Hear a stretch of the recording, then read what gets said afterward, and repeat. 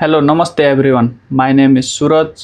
I am from Nepal and right now I am working in India. My English is not perfect, but I am trying every day.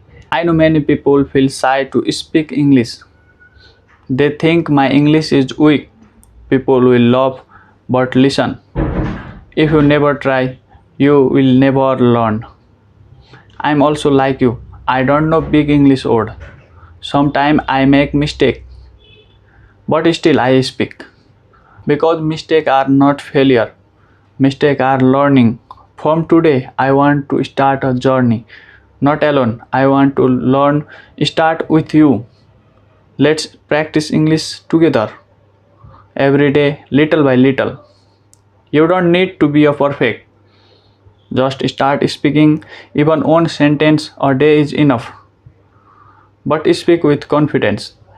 If you practice with me, I promise you, in 6 months, you will speak English better.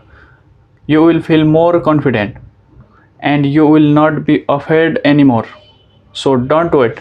Start today. So so say with me. I can learn English. I will speak English. Let's grow together. Let's learn together. Okay friends, finally I want to say I want to learn English and I also want to share my journey with you all.